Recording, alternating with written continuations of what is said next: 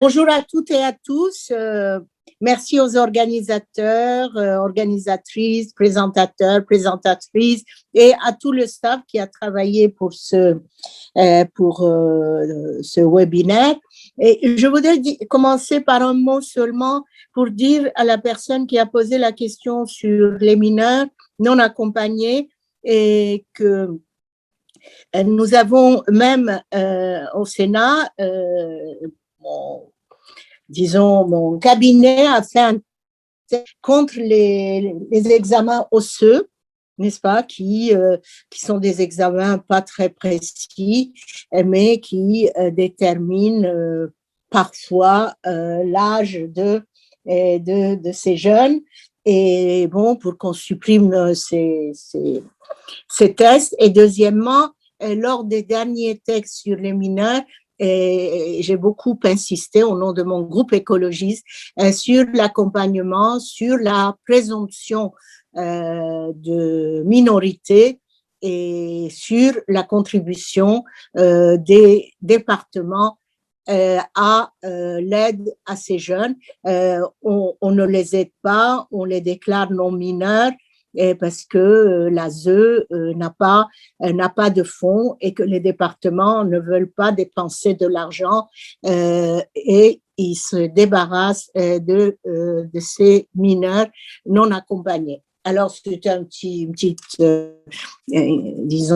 supplément, mais enfin, ça n'ajoute rien à ce qu'a dit notre collègue de la CIMAD qui a très, très bien exposé le sujet actuellement disons, un peu oublié à cause de la pandémie. Et pourtant, c'est maintenant qu'il faut en parler encore plus. Merci donc à notre collègue de la CIMAD. Alors, moi, je dois parler du multiculturalisme.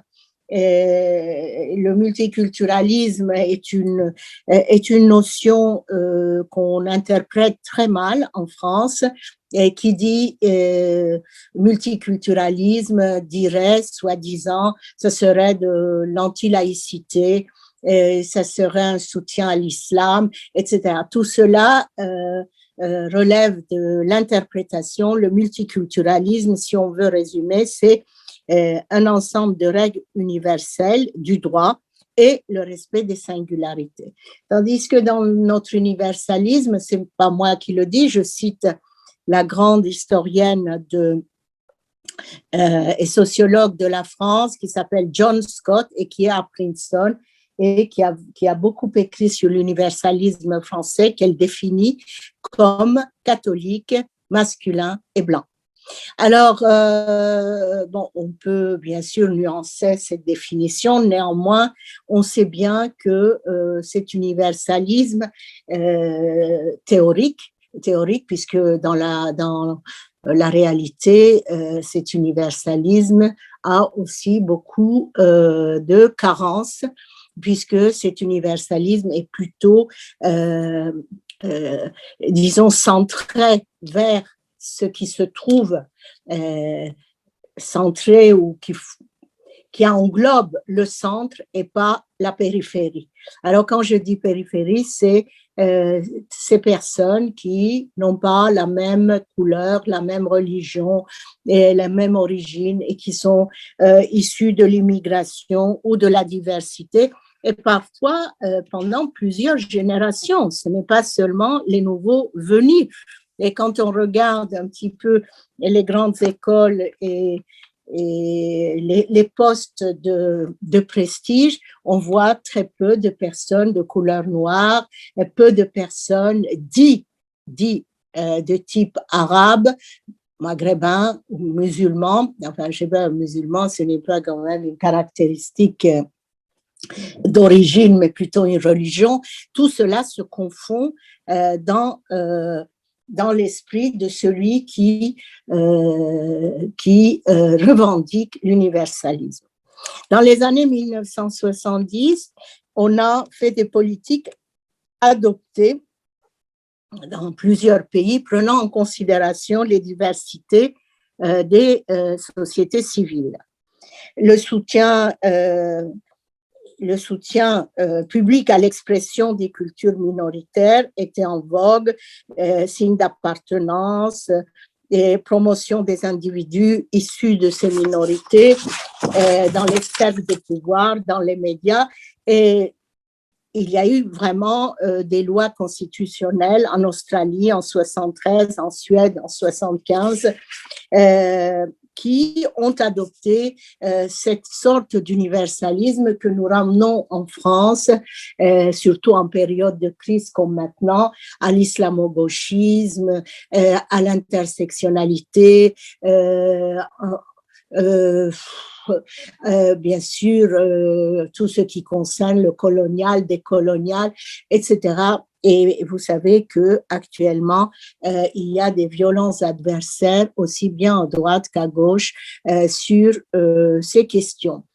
Il y a en France, c'est vrai, une peur du fondamentalisme musulman et avec le durcissement des politiques migratoires, on voit très bien comment les choses se déroulent. On a une politique migratoire d'accueil qui est très défaillante, d'où ces campements dans les rues, les gens sans papier. Nous en avons plein qui appellent notre cabinet pour qu'on les aide à avoir des papiers, un logement défaillant, une prise en charge défaillante, etc. Mais tout cela se confond dans une sorte de nationalisme montant qui voudrait privilégier seulement ceux qui rentrent dans le cadre de cet universalisme.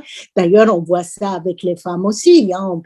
On peut se poser la question. La moitié de la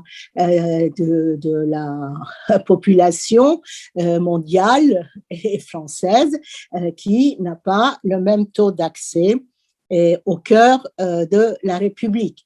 Il en est de même pour les personnes issues de l'immigration, pour les personnes de couleur, etc., etc. Donc, il y a un vrai problème de nationalisme et d'une montée.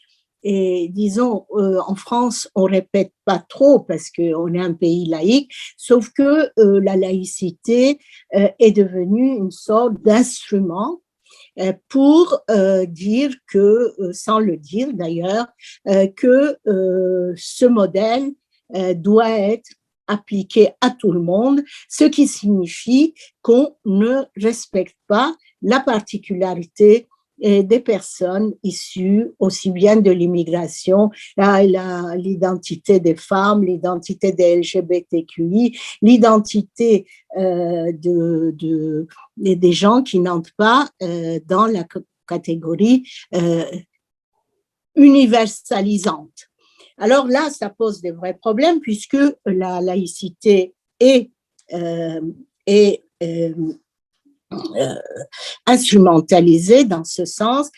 On arrive même, on va voir là avec la loi séparatisme dont je suis chef de file, que nous allons avoir au Sénat dans 15 jours et que nous préparons depuis un moment, et on voit cet ensemble de choses se mélanger d'une manière, disons, très idéologique et non inclusive. Alors, c'est un vrai problème. C'est vrai que la France n'a jamais parlé pour ces migrants d'intégration seulement, a parlé souvent tout au long de l'histoire d'assimilation. C'est ce que la République a fait déjà avec les Juifs dès la fin du XVIIIe siècle, en les émancipant, en leur donnant la nationalité française en 1791 et 92, parce que ça a duré 2 années, puisque les Juifs alsaciens n'ont pas eu en même temps que les Juifs de Bordeaux, etc., etc. On ne va pas entrer dans les détails. Et on leur a imposé un modèle. Quand on lit le livre de l'abbé Grégoire du XVIIIe siècle, bien sûr, on impose un modèle où tu deviens français et ta religion, tu la pratiques à la maison. D'ailleurs, on leur demandait d'être français à l'extérieur et juif à la maison. Alors, c'était l'adage de l'époque. Et aujourd'hui, avec la montée des mouvements identitaires, d'une forte identification des gens, des personnes, qu'elles soient LGBTQI, qu'elles soient noires, qu'elles soient d'origine dite arabe. Aujourd'hui, ces personnes, y compris les juifs d'ailleurs, aujourd'hui, ces personnes veulent revendiquer leur identité sans aucunement nier les principes de la République. C'est vrai qu'il y a le terrorisme, ça a aggravé les choses, et c'est vrai qu'il y a des mouvements salafistes, mais enfin, et c'est vrai qu'il faut voir ce côté, disons, des choses, mais on ne peut pas réduire les musulmans au terrorisme et au salafisme. D'ailleurs, je suis tout à fait étonnée qu'aujourd'hui, on parle d'un islam, disons, fondamentaliste en utilisant le mot islamisme. Je n'ai jamais compris puisque toute appartenance ou toute, disons, toute religion monothéiste porte un isme. On parle du catholicisme, du christianisme, du judaïsme, mais quand on dit islam, alors islamisme n'est pas un islam neutre, un islam du quotidien, ça devient un islam fondamentaliste. Alors, ces confusions, on les voit dans cette nouvelle loi qui est assez pernicieuse et qui montre très bien le contexte en France et qui n'est pas nouveau. D'ailleurs, on ne va pas parler de minorité. On utilisait ce mot, maintenant on l'utilise moins, on utilise diversité qui est un mot fourre-tout.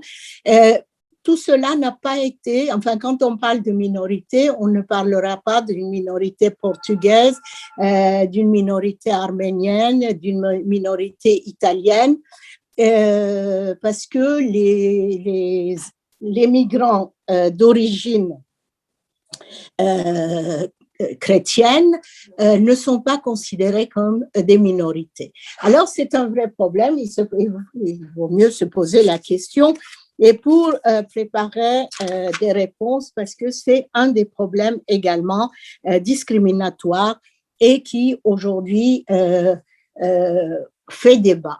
Bien sûr, il y aurait des migrants d'origine chrétienne qui ne seraient pas problématiques et puis il y aurait les autres. Puis il y aurait aussi les Asiatiques.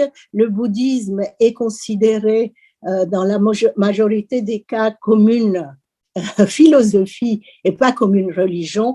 Donc, l'attitude à l'endroit des Asiatiques est assez ambiguë. Ils peuvent, par exemple, les Asiatiques fêter le Nouvel An dans la rue avec des masques, des effigies, etc. Et pensons un instant si on aurait pu faire l'Aïd des musulmans dans la rue en égorgeant des moutons. Alors, moi, je pose les questions, je n'ai pas de réponses, mais c'est surtout cette idée de multiculturalisme qui est négative chez nous. Alors, je voudrais quelques instants, avant de revenir de nouveau à l'islam aujourd'hui et à tous les problèmes posés dans l'imaginaire, revenir un tout petit peu à ce modèle qui ne fonctionne plus. Le multiculturalisme ne veut pas dire je reste attaché seulement à ma communauté. Vous savez bien qu'il y a un retour à sa communauté lorsque il y a des problèmes. Et un retour à sa communauté, ça ne veut pas dire que tous les musulmans vivent ensemble, tous les juifs vivent ensemble, tous les musulmans gagnent la même chose. Non, le communautarisme est un concept imaginé, c'est plutôt une appartenance. C'est une appartenance culturelle. On peut, par exemple, être juif, ne pas aller à la synagogue et se dire juif, parce que c'est une appartenance culturelle. Et d'ailleurs, il y a eu des replis chez les Juifs aussi lorsque l'antisémitisme a réémergé ces dernières années. On peut dire la même chose pour les arabo-musulmans, oui. Vu la situation actuelle avec ces discriminations, ces rejets, on ne peut même plus appeler le fait d'être contre les musulmans, on ne peut pas dire islamophobie parce que c'est devenu c'est une sorte de symbole de l'islamo-gauchisme, un mot encore qui n'existe absolument pas en soi. C'est quoi être islamo-gauchiste? On a mis les intersectionnels, ceux qui travaillent sur les LGBTQI, tous ceux qui travaillent sur le genre. Tout le monde est aujourd'hui islamo-gauchiste.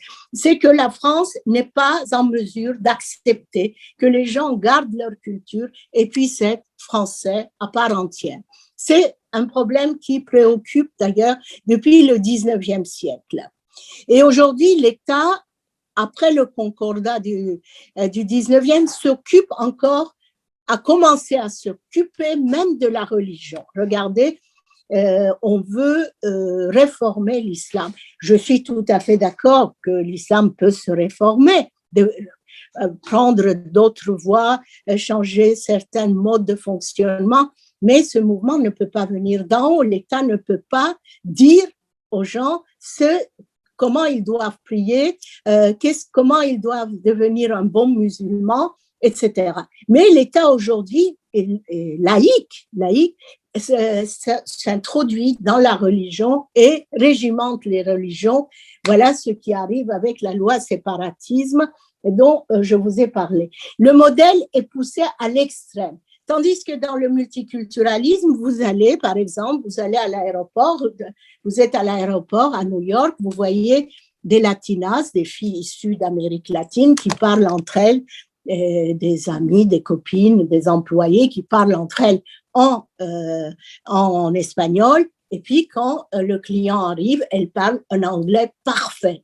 Alors, ça, c'est ce fonctionnement multiculturaliste en Amérique. Vous venez quand les gens sont arrivés de Cuba, et ils ont quitté Cuba, ils ont fui Cuba, alors les personnes de la communauté cubaine bien installée en Amérique et depuis assez longtemps a accueilli les nouveaux arrivants, leur a trouvé du travail, etc. C'est vrai que ça, c'est le bon côté du multiculturalisme qui peut aussi déboucher à ce qui se passe aujourd'hui aux États-Unis, dans le monde universitaire et ailleurs, mais plutôt ça a commencé dans le monde universitaire. La politique a été remplacée par la revendication identitaire. Alors, ça fait que aujourd'hui, on ne peut plus faire de la politique si on ne passe pas par l'intersectionnalité, par le racisme, l'antiracisme, le racisme, quand je dis la lutte contre le racisme, l'antiracisme, le colonial, le décolonial, etc. Donc, vous voyez, il y a des excès. Mais dans notre société moderne, internationalisée par Internet, où les frontières sont tombées sur Internet, alors on ne peut pas se dire que le multiculturalisme ne peut pas arriver chez nous. Alors c'est cet arrivage, cette entrée du multiculturalisme dans notre pays qui fait débat avec toutes ces invectives, les islamo-gauchistes, les institutions universitaires gangrénées par l'islamo-gauchisme, etc. C'est une réaction très brutale et aujourd'hui, comme je l'ai déjà dit, on a mis la laïcité au milieu dans un combat entre islam et laïcité. Il n'y a pas de combat. Il n'y a pas de combat. La plupart des musulmans qui sont en France, ils sont des gens comme tout le monde, ils ne sont pas toute la journée en train de prier, ils ont des coutumes qu'ils respectent, une culture culinaire, une culture familiale, une culture dans la langue, etc., etc. Alors, non, tout ça est mal vu et c'est un problème parce que la société sera de plus en plus, elle se divisera entre ce multiculturalisme et cette ce républicanisme, enfin je parle de la France, ce républicanisme qu'il ne faut pas non plus instrumentaliser contre les musulmans, parce que la loi séparatisme est dirigée contre les musulmans au nom de la laïcité. Nous voulons tous garder la laïcité parce que la laïcité, c'est notre socle commun de bien-être, de bien-vivre, mais la laïcité de 1905, puis les ajouts de 1907 font que la liberté du culte est aussi un fondement. Et aujourd'hui, ce fondement est en train d'être, disons, bafoué au nom, n'est-ce pas, au nom d'une lutte contre le multiculturalisme. Alors, voilà, je finirai en disant, j'ai dépassé mon temps, je suppose. J'ai dépassé mon temps. Je pose la question. Pas encore. 3 minutes. 3 minutes. Alors, moi, je dirais qu'il faut aujourd'hui se poser la question. Et si on veut échapper au multiculturalisme tout en essayant de combattre les discriminations qui font que ces minorités visibles qui n'arrivent pas à forcer l'ascenseur pour entrer en politique, avoir des postes, entrer dans les grandes écoles. Bon, il y a à Sciences Po une filière, mais ça serait, si vous posez une question, je vous en parlerai également.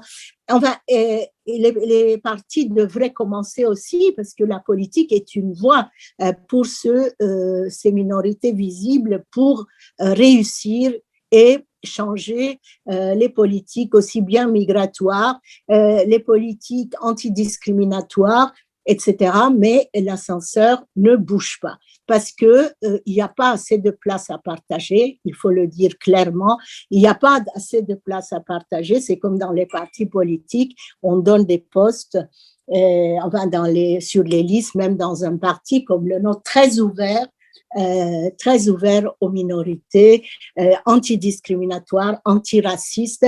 Dans un parti comme le nôtre, sur les listes, aux places éligibles, il n'y a pas beaucoup de gens issus des minorités visibles. Et ça serait une voie pour aussi se battre contre les mauvais côtés du multiculturalisme, qu'il est trop identitaire. Hein? Bon, on peut trouver un modus vivendi autour de la laïcité, tout en pratiquant sa religion et en revendiquant son identité. Parce que ceux qui nous dirigent pensent que les revendications identitaires disparaîtront parce qu'ils feront des lois stigmatisant contre les uns et les autres.